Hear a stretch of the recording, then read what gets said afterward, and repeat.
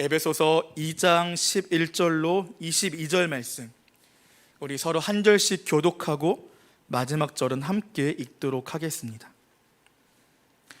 그러므로 생각하라. 너희는 그때의 육체로는 이방인이요 손으로 육체에 행한 할례를 받은 무리라 칭하는 자들로부터 할례를 받지 않는 무리라 칭함을 받는 자들이라. 그때 너희는 그리스도 밖에 있었고 이스라엘 나라 밖의 사람이라.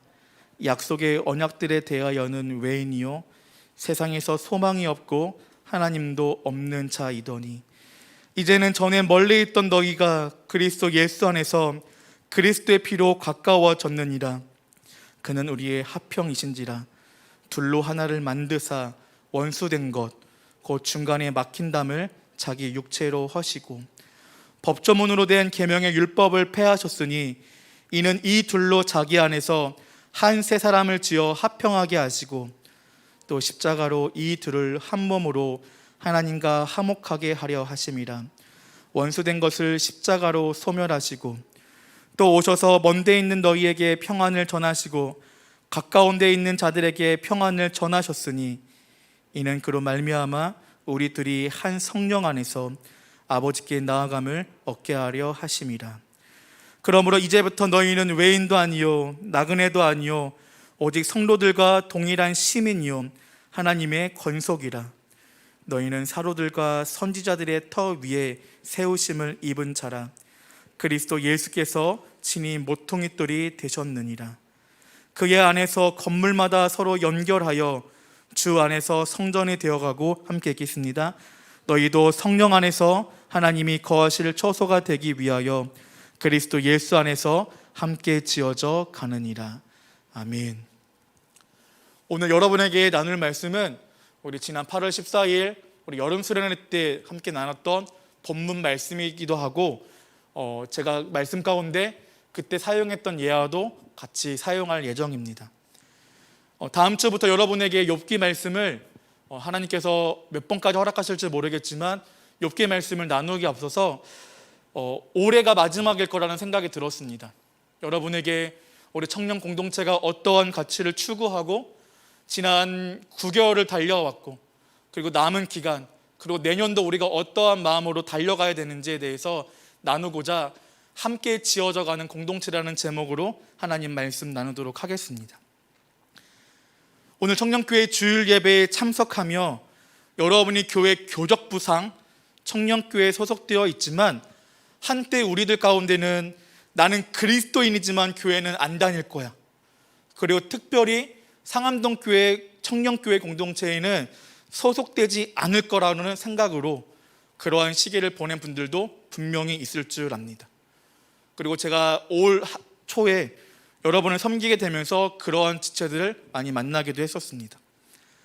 정말 많은 사람들의 현실의 교회 공동체가 그렇게 좋지 않고 오히려 교회로부터 많은 상처를 받았는데 교회에 내가 속한 채로 계속 그 상태로 있어야 하는 건지, 내가 꼭 청년교회를 다녀야 하는지라는 질문을 하기도 합니다.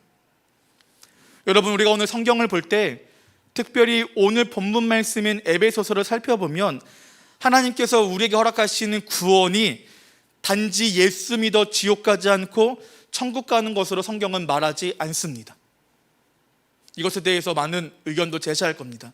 에베소서 말씀을 보시면 단순히 우리가 지옥 가지 않는 것이 구원의 목적이라고 성경은 결코 말하지 않습니다.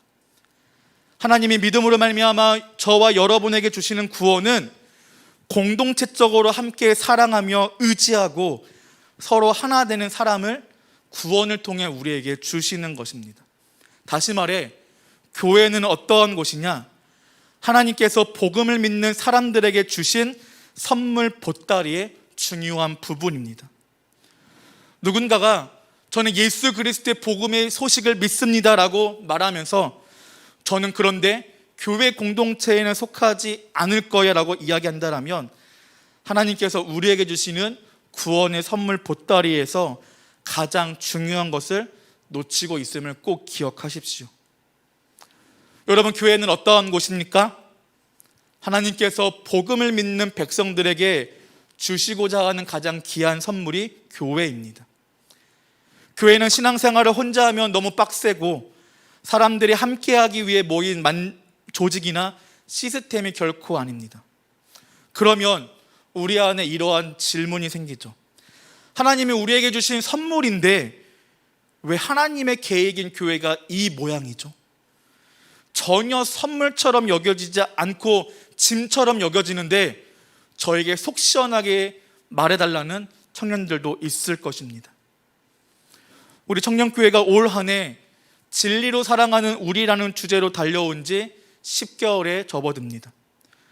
그리고 이 표어를 뒤로 한 채 우리는 2023년을 맞이하며 또한 그 가운데 부어주신 하나님의 은혜를 준비해야 하는 시기이기도 합니다.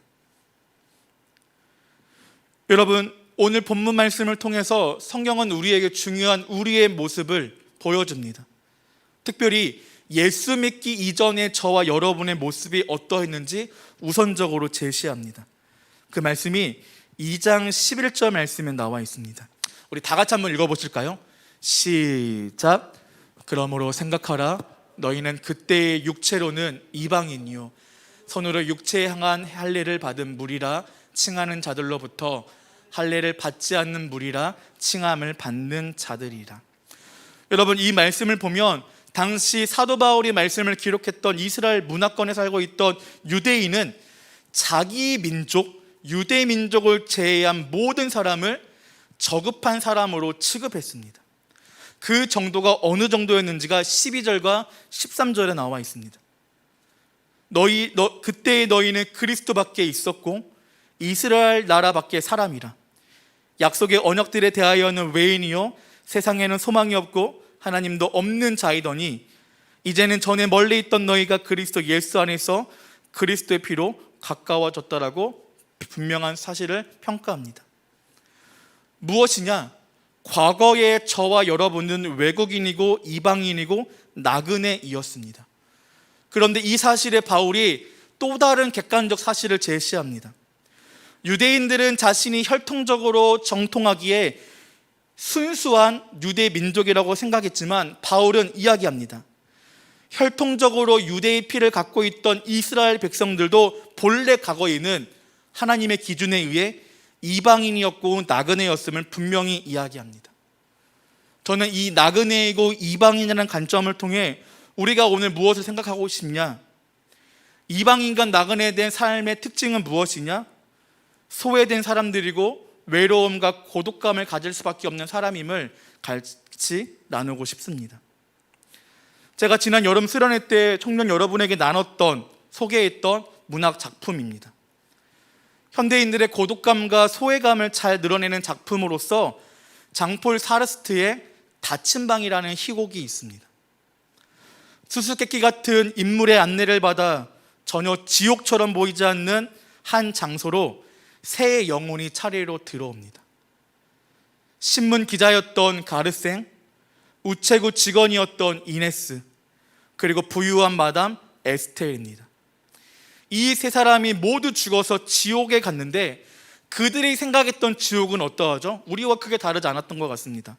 삼지창을 들고 있는 사탄이 무엇인가 달궈진 꼬챙이로 나를 찌를 것처럼 생각했던 그곳이 아니라 그 세 영혼이 간 지옥은 어떠한 곳이냐?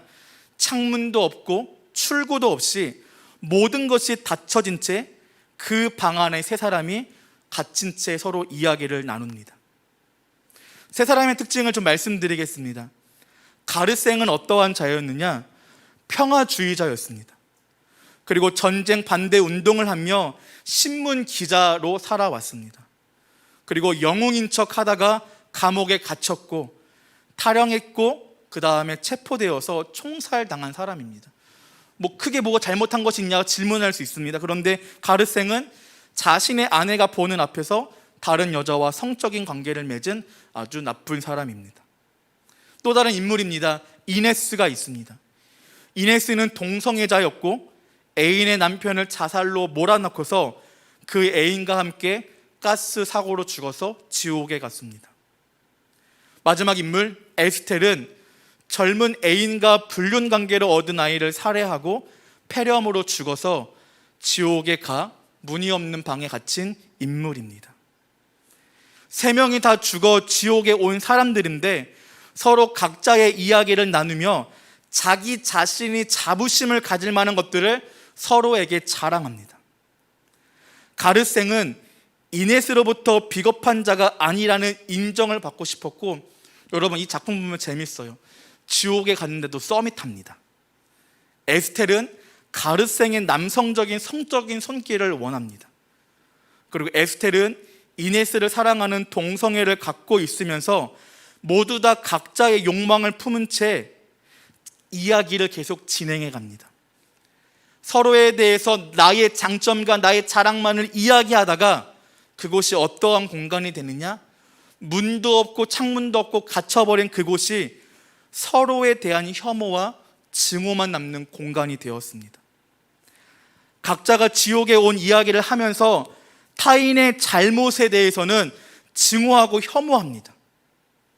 그리고 모두 다 자기가 갖고 있는 장점만 부각시키고 타인이 갖고 있는 단점에 대해서는 왜 그따위로 살았냐면서 항변하고 지적질합니다. 이 혐오와 미움, 서로에 대해 이해하지 못하는 공간에서 벗어나야 하는데 아무도 이 방에서 빠져나오지 않고 계속 그 방에 머물러 있습니다. 왜 그랬을까요? 고독하니까 그냥 그곳에 머물러 있었습니다. 혼자밖에 안 남는 고독이라는 위험을 선택하기엔 너무 무워서 그 지옥의 방에 그냥 머물러 있었습니다. 희곡의 마지막 부분에 유명한 대사가 나옵니다. 이미지 보여주실까요? 그러니까 이런 게 지옥인 거군. 정말 이럴 줄은 몰랐는데 당신들도 생각나지. 유황불, 장작불, 석쇠, 아 정말 웃기는군. 석쇠도 필요 없어. 지옥은 바로 타인들이야. 그건 이렇게 마칩니다. 성경을 자세하게 분석하며 성경의 계명을 연구하는 사람들 중에는 예수님 십계명에 나오는 살인하지 말라는 이 계명이 인간의 소외와 고독과 연계되어 있다라고 분석하는 학자들도 있습니다. 특별히 한국인 중에 김용규 씨라는 분이 신실한 그리스도인이십니다. 그리고 이분이 데칼로그라는 책을 저술했습니다. 십계명을 라틴어로 데칼로그라고 합니다. 그리고 이 책에서 김용규 씨가 살인하지 말라는 십계명의 6계명에 대해서 이렇게 해설합니다. 제가 좀 인용하겠습니다. 6계명은 자신을 포함한 모든 인간에 대해 그 영혼을 죽이지 말라는 대신 존재론적 살인을 하지 말라는 말로 해석하는 것이 신약 성서에 합당하고 기독교 교리에도 부응합니다. 이러한 맥락에서 우리는 육체가 아니라 영혼을 죽이는 존재론적 살인을 소외시키는 것으로 이해할 수 있습니다. 그렇다면 우리가 존재론적 살인을 하지 말라고 해석한 6계명은 소외시키지 말라는 사회적 의미로 다시 태어납니다. 인간에게는 소외당하는 것, 그것이 바로 죽음이고 소외당하는 고통, 그것보다 더한 고통이 없기 때문이다. 여러분, 소외가 무엇일까요? 여러분, 지금 우리가 함께 모여있지만 우리 가운데는 분명히 지금 이 시간도 소외감을 느끼는 분이 있을 겁니다. 소외가 무엇인지에 대해서 김용규 씨가 계속적으로 이야기합니다. 한 인간을 소외시킨다는 것은 그것이 좋은 것, 이미지 보여주실까요? 그것이 좋은 것, 부와 권력, 아름다움이든 나쁜 것, 가난과 추함이든 그 사람의 무엇 때문에만 관심을 갖고 그의 있음을 기뻐하지 않고 배척함으로 일어난다라고 이야기합니다. 여러분 이해하세요? 제가 청년 여러분들을 좋아하고 누구는 좋아하고 싫어하는 것이 누구는 명문대 다니고 누구는 재산이 많고 엄마 아빠가 유명하니까 목사로서 제가 그 사람을 사랑한다라면 저는 그 존재를 소외시키는 거예요. 더 나아가 저는 그 사람을 살인한 겁니다. 저와 여러분이 가치 있고 의미 있는 것은 우리의 무엇 때문이 아니에요. 저와 여러분 존재가 하나님의 형상으로서 존재하는 것만으로 가치 있고 의미 있습니다. 조금 더 인용하겠습니다. 이에 반해 사랑은 그의 무엇 때문에 무관심하고 있음을 기뻐하고 받아들이는 것, 곧 그의 존재 자체를 인정하는 것을 뜻합니다. 때문에 소외란 단순히 사랑하지 않음의 다른 표현이다라고 김영교 씨가 이야기를 합니다. 여러분, 계속적으로 제가 마태복음에 나오는 예수님의 산상수훈을 좀 더 이야기하고 싶습니다. 예수님은 마태복음 5장과 7장에서 수많은 제자들과 무리들에게 살인하지 말라는 말씀에 대해 가르쳐 주셨습니다. 마태복음 5장 22절에 이렇게 이야기합니다. 나는 너희에게 이르노니 형제에게 노하는 자마다 심판을 받게 되고 형제에 대하여 라가라 하는 자는 공회에 잡혀가게 되고 미련한 놈이라 하는 자는 지옥불에 들어가게 되리라. 청년들 중에 이 말씀에 대해서 기억하는 분도 있을 거예요. 여러분, 이 말씀에 나오는 라가가 무슨 말이냐? 무슨 멍멍이 새끼 이런 욕 아니에요. 라가는 유대인들이 쓰던 욕인데 You nobody, 너 아무것도 아니야, 너는 아무런 의미도 없는 존재야라는 히브리인들의 욕입니다. 여러분, 단순히 여러분의 입과 제 입을 통해서 라가라는 음가를 말했으니까 우리가 지옥에 가야 한다는 말이 전혀 아닙니다. 이 말을 하건 라가를 말하던 라가를 말하지 않던 저와 여러분 가운데 다른 지체와 다른 형제 자매를 향해 저 사람은 아무것도 아닌 존재야, 하찮은 존재라는 마음을 갖게 되면 우리는 이 욕을 한 사람들입니다. 우리의 인간관계 가운데 이를 느낄 것입니다. 우리가 실제로 칼을 들고 그 사람을 찔러 죽인 것은 아니지만 저와 여러분의 마음 가운데 저 사람은 노바디, 아무런 쓸모도 없고 의미도 없어 라고 생각한다라면 예수님의 판단 기준에 의하면 저와 여러분을 누군가를 살인한 것입니다. 여러분, 마태복음에 나오는 예수님의 그 말씀이 얼마나 무서운지 아십니까? 예수님의 말씀은 행위로서의 우리의 순전함도 원하시지만 우리에게 무엇을 원하시냐? 저와 여러분의 마음의 동기의 순수함까지도 원하십니다. 우리는 물론 칼로 누군가를 찌르지 않죠. 근데 여러분이 누군가를 향해서 저 사람을 나가야, 저 사람은 공동체에 필요 없어, 저 존재는 왜 저 모양이자는 마음을 갖는다라면 우리는 그 사람을 존재적으로 살인했다는 사실입니다. 제가 왜 여러분에게 소외에 대해서 말씀하는 이유는 무엇이냐?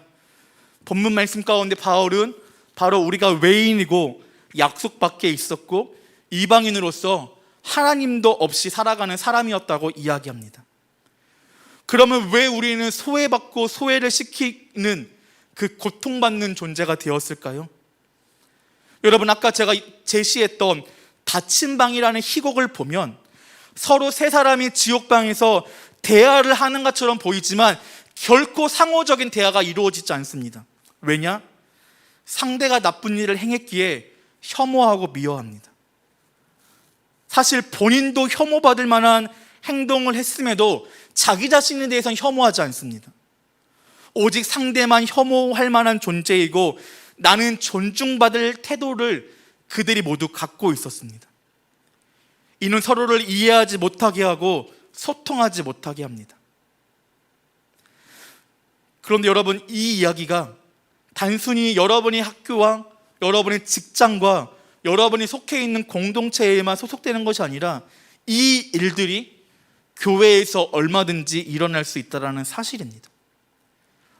여러분이 과거에 교회에 다녔을 때 아니면 지금 현재에도 교회에서 소외받고 고통받는다고 생각할 때가 있지 않으십니까?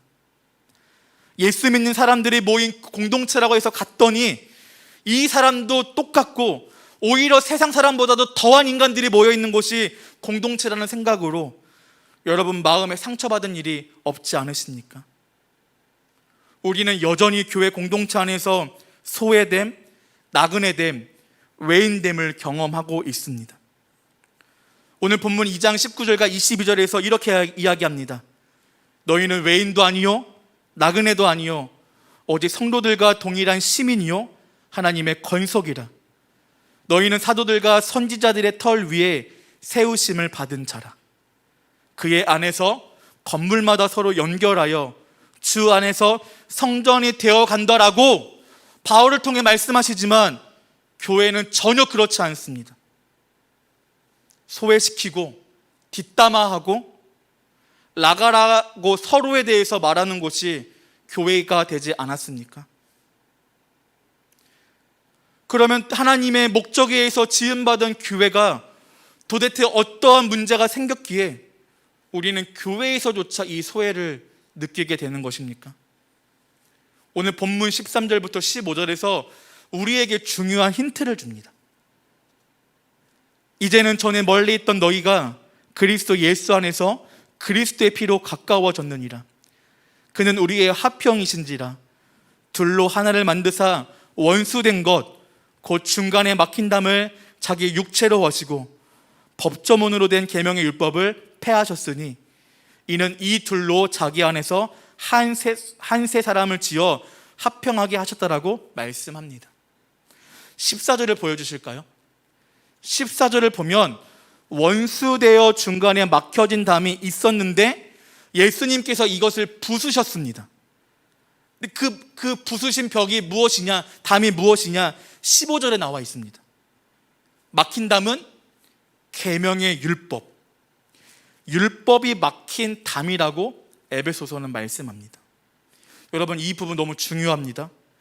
사도 바울은 사람들 간의 막힌 담, 여러분이 가정 안에서 부모님과의 서로 소통이 막히고 소외되어지고 우리가 공동체 안에서 서로에 대해서 무관심하고 소외시키는 그 장벽의 원천이 어디부터 시작됐느냐? 율법이라고 말합니다. 여러분, 우리는 율법에 대해서 상당히 부정적으로 생각하는 경향이 있습니다. 율법은 소중하고 필요한 것입니다. 사도 바울 또한 자신이 기록한 편지에서 때로는 율법의 좋은 점을 부각시키고 때로는 율법을 부정적으로 말하는 때가 있습니다. 율법은 절대로 죄가 아닙니다. 무엇이 근본적인 문제이냐? 인간의 마음에 있는 죄가 진짜 문제입니다. 우리가 서로에 대한 장벽을 세우고 서로에 대해 소외시키는 가장 큰 문제는 우리의 마음에 있는 나쁜 것이 아니고 우리의 마음에 있는 좋은 것이 서로가 서로에 대해 장벽을 세우고 소외시켜 갑니다.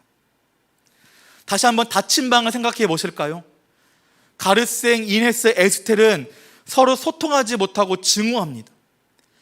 타인의 죄에 대해서는 증오하지만 그럼에도 자기 자신만큼은 괜찮은 일을 한 것이 있기 때문에 자기를 자랑합니다. 이 경우 소통을 가로막는 것은 자신들의 나쁜 것이 아니라 자신의 좋은 점이고 이것이 그곳을 지옥으로 만들었습니다. 사도 바울은 우리가 서로 사랑하지 못하고 소통하지 못하는 이유가 우리 각자가 행한 나쁜 짓이 아니라 우리가 행한 좋은 일이라고 이야기합니다. 우리 각자가 행한 좋은 일이 서로가 서로를 소통하지 못하게 합니다. 신명기 말씀을 잠깐 생각해 봤으면 좋겠습니다. 신명기 말씀의 중요한 메시지가 무엇이냐? 하나님께서 이스라엘 백성들에게 율법을 주시면서 그들에게 중요한 부르심을 주십니다. 이스라엘아, 내가 너희에게 율법을 준다. 이것을 너희가 잘 지켜야 되는데 그 목적이 있다. 너희는 율법을 잘 지킴으로 온 땅에 모든 이방인들에게 하나님의 빛을 비추는 것이라는 그 사명을 주십니다. 그리고 이방인들이 너희의 모습을 보고 너희를 통해 매력을 느껴서 나 하나님을 따르도록 하라는 사명을 주셨습니다. 원래 하나님께서 율법을 이스라엘 백성들에게 주신 이유는 율법을 잘 지키고 행함으로 통해 행복한 삶을 먼저 이스라엘 백성들이 먼저 누리고 이를 통해 율법이 없는 사람이 율법을 지키는 자들의 삶을 통해 하나님이 어떠한 분이신지 알게 하는 데 있었습니다. 어떠한 일이 발생하죠? 오히려 그 반대의 일이 벌어집니다. 유대인들은 자신의 율법을 준수하는데 율법을 지킴으로써 오히려 이방인들을 무시합니다. 우리는 정결하기 위해 이것을 안 먹는데 이방인 너희는 돼지고기를 먹냐? 너희는 더러운 존재라고 사람들을 무시합니다. 율법을 갖고 있고 지키는 자신은 괜찮은 존재이고 율법을 지키지 않는 이방인들은 라가 노바디라고 그들의 존재를 무시하고 사실상 그들을 살인했습니다. 여러분, 우리의 교회 공동체 안에서, 우리의 가정 안에서 우리를 갈라놓는 것이 무엇이냐? 우리의 장점들입니다. 우리가 서로에 대해 미워하고 혐오하게 하는 것은 우리의 단점이 아니라 우리의 장점입니다. 나는 교회에서 이렇게 봉사하는데 너는 왜 안 해? 나는 이렇게 하는데 너는 아무것도 안 하잖아. 상대방은 이렇게 이야기합니다. 목사님, 걔네들은 할 일이 없나 봐요. 걔네는 공부도 안 해요. 걔네는 할 일이 없어서 그렇게 맨날 교회 일만 하는 사람들인가 봐요. 크리스찬들이 교회에만 갇혀 있으면 안 되는 거 아니냐고 이 사람도 누군가를 공격합니다. 여러분, 교회에도 닫힌 방이 존재합니다. 서로가 서로에 대해 이해하지 못하고 소통하지 못한 채 서로의 장점들 때문에 미워합니다. 성경은 이를 가리켜 무엇이라 말하냐? 율법주의라고 말합니다. 사도 바울의 율법을 부정적으로 묘사할 때 신학자들이 이것을 율법주의라고 불렀습니다. 율법을 이용하고 율법을 지킨다는 것을 이용해 자신의 정체성과 기쁨으로 삼고 그것을 행하지 않는 사람을 한탄스럽게 생각하고 라가라고 부르는 그 모든 것이 율법주의입니다.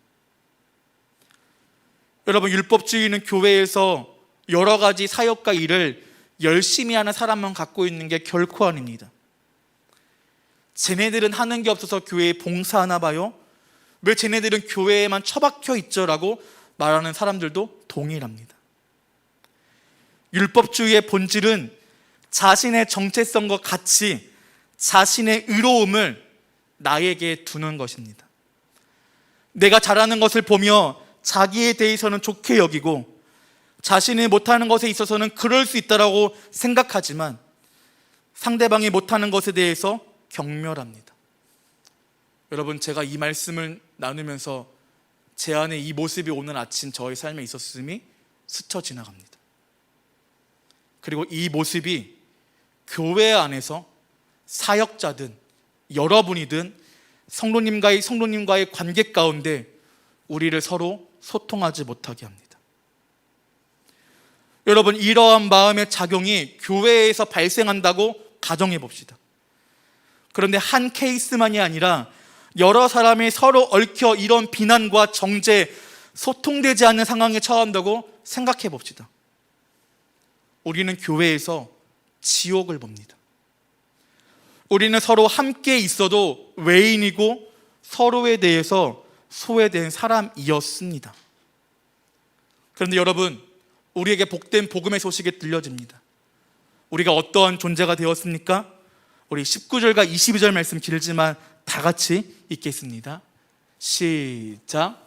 그로부터 이제부터 너희는 외인도 아니요 나그네도 아니요 오직 성도들과 동일한 시민이요 하나님의 건속이라. 너희는 사도들과 선지자들의 털 위에 세우심을 입은 자라. 그리스도 예수께서 친히 모퉁이들이 되셨느니라. 그의 안에서 건물마다 서로 연결하여 주 안에서 성전이 되어가고 너희도 성령 안에서 하나님이 거하실 처소가 되기 위하여 그리스도 예수 안에서 함께 지어져 가느니라. 아멘. 여러분, 제가 아까도 말씀 읽을 때 선지자를 위해 터라고 해야 되는데 계속 털이라고 발음했던 것 같습니다. 제가 좀 발음이 안 좋습니다. 여러분, 이해를 부탁드립니다. 여러분, 우리가 그리스도 예수 안에서 어떠한 존재가 되었는지를 말씀하면서 바울이 세 가지 이미지를 사용합니다. 첫 번째, 우리가 서로 증오하고 미워하는 존재였지만 우리가 같은 나라의 시민이 되었음을 이야기합니다. 그리고 두 번째는 성경 말씀 표현으로는 건속이라고 하지만 서로 증오하던 우리가 한 나라 백성이 되었고 한 가족이 되었다. 그리고 마지막 이미지는 무엇이냐? 우리가 서로 건물마다 연결되어진 한 성전이 되어진 우리라고 이야기합니다. 나라, 가족, 서로 연결된 건물로 점차 발전되어집니다. 그러면서 바울이 중요한 이미지를, 말씀을 이야기합니다. 우리 22절 한번 보여주실까요? 우리가 같은 나라 백성이 되고 가족이 되고 같은 건물이 되는 이유는 그리스도 예수 안에서 함께 지어져 가기 때문입니다. 우리가 서로에 대해서 무관심하고 증오하던 자들이었지만 우리가 그리스도 예수의 은혜로 말미암아 같은 나라 백성이 되었고 저와 여러분이 가족이 되었고 우리가 모퉁이 돌이 대신 그리스도를 바탕으로 한 건물이 됩니다. 그리고 우리는 그것들을 통해 함께 지어져 갑니다. 이것이 어떻게 가능하냐? 말씀드렸지만 모퉁이 돌이 대신 그리스도 예수 안에서 이것이 가능합니다. 여러분, 지금 건축 양식과는 다르지만 고대에서는 방과 방을 별개의 건축물로 보았습니다. 방과 방을 별개의 건축물로 보았고 그것을 연결시킬 때 밑바닥에 넓은 돌을 깝니다. 파운데이션 스톤이라고 하죠. 모퉁이 돌을 깝니다. 그리고 건물의 모든 기둥과 방은 이 모퉁이 돌을 의지하게 되고 그 위에 세워지게 하는데 이것이 건물을 하나로서 유지시키는 매우 중요한 기초 토대였습니다. 에베소서 2장 11절부터 18절에서 무엇을 말하냐? 너희가 원래는 이러한 사람들이었지만 우리가 이제는 하나님께 받아들여져서 우리의 소외가 이제는 끝났다라고 이야기합니다. 그리고 이 소외가 끝나게 하기 위해서 누가 무엇을 하셨느냐? 예수 그리스도께서 십자가를 지셨다라고 11절에서 말합니다. 그러면서 11절에서 저와 여러분에게 권면합니다. 그러므로 생각하라.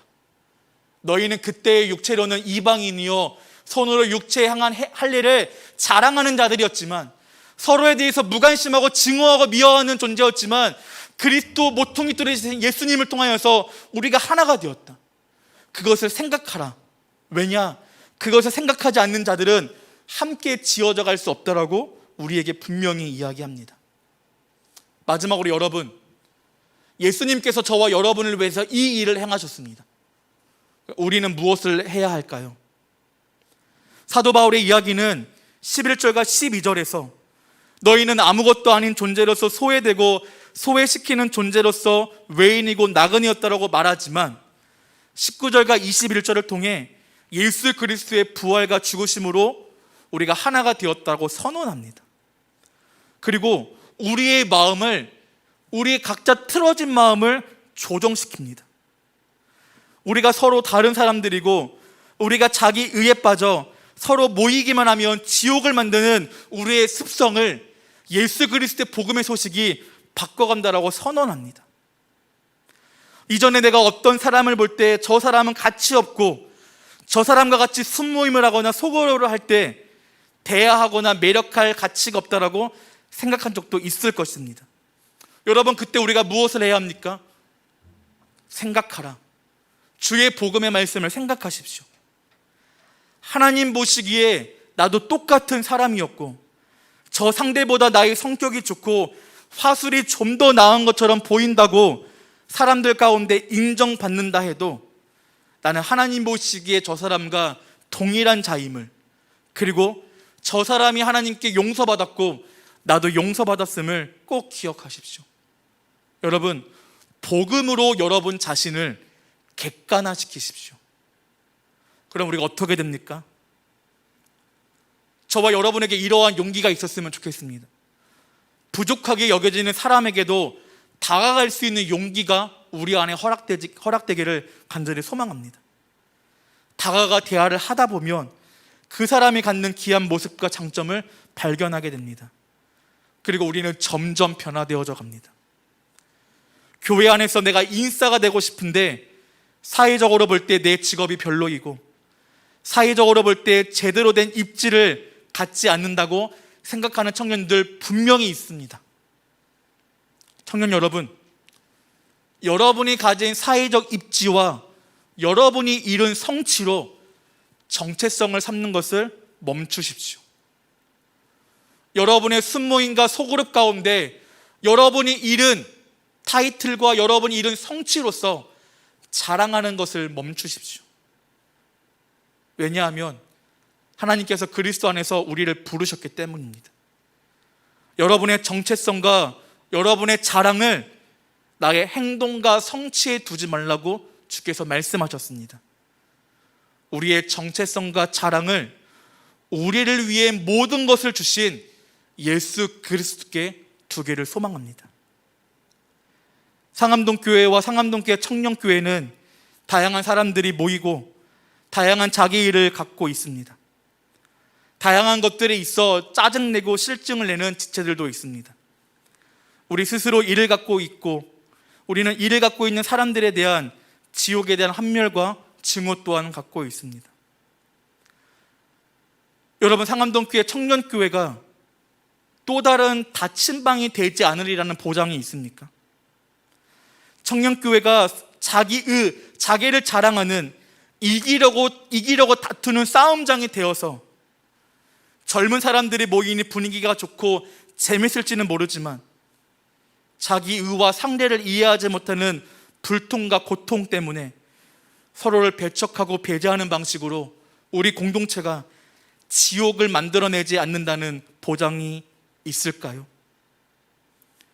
저는 이 부분에 있어서 청년교회를 섬기는 교역자로서 두려움을 갖습니다. 성경은 분명하게 예수 그리스도를 모퉁이 돌로 삼고 그분을 알아가고 그분을 즐거워한다라면 예수 그리스도께서 여러분을 위해 하신 일을 알고 그것을 정체성으로 삼아 복음으로 우리가 변해간다라면 우리는 서로 가까워질 수 있습니다. 공동체뿐만 아니라 우리의 가정도 그럴 수 있습니다. 그리고 오늘 본문 마지막 말씀처럼 우리는 함께 지어져가는 공동체가 될 것입니다. 서로 사랑하고 서로 이해할 수 없는 불통의 세상 가운데 서로를 깊이 이해하며 서로를 위하는 하나님 나라를 우리가 세워갈 수 있게 됩니다.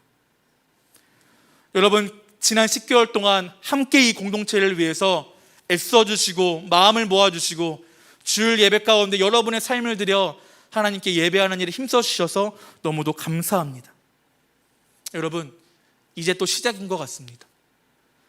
앞으로 우리에게 주어진 2022년의 3개월이라는 시간들, 그리고 하나님께서 내년에 우리의 삶 가운데 어떠한 일을 행하실지 모르지만 여러분 꼭 기억해 주십시오. 제가 요새 느끼는 저희 한계성은 너무도 많이 느끼고 있습니다. 한 청년에게 관심을 갖는 그 주간에는 또 다른 청년들 대다수에게 제가 관심을 주지 못합니다. 한 모임을 준비하다 보면 제가 청년들을 위한 말씀에 좀 더 집중하지 못합니다. 지금 눈치 빠른 분들은 그러실 거예요. 조혜한 목사 이번 주에 설교 준비할 시간 없어서 수련회 설교 재탕하는 거 아니야? 그런 마음도 가지시겠지만 조금 있었습니다. 여러분, 제 안에 분명한 한계성과 무능력함을 느끼는 때입니다. 저 혼자 애쓴다고, 여러분 회장으로 섬기는 상윤 형제가 애쓴다고 우리 공동체 세워져 갈 수 전혀 없습니다. 한 사람 한 사람이 그리스도 예수 안에서 모여서 우리의 모퉁이들이 되시는 예수 그리스도의 의지함으로 우리가 함께 지어져 갈 수 있습니다. 그것이 건강한 공동체이고 그것이 주께서 우리에게 말씀하시는 교회의 참된 모습임을 여러분 기억하시기를 소망합니다. 여러분, 나라는 한계성에서 머물지 마시고 우리가 서로 그리스도께서 우리에게 주신 복음의 능력을 의지함으로 여러분의 공동체와 여러분의 가정 가운데 우리가 하나님의 사람으로 세워져 가기를 간절히 소망합니다. 우리 말씀 기억하면서 같이 찬양하고 기도하도록 하겠습니다. 이제는 우리 주 예수 그리스도의 은혜와 아버지 하나님의 신실하신 사랑하심과 성령 하나님의 교통하심이 함께 지어져가는 믿음의 공동체 안에서 주님을 영원토록 찬양하기를 원하는 청년들과 모든 성도님들의 삶 가운데 지금부터 영원토록 함께 해주시길 간절히 기도합니다. 아멘.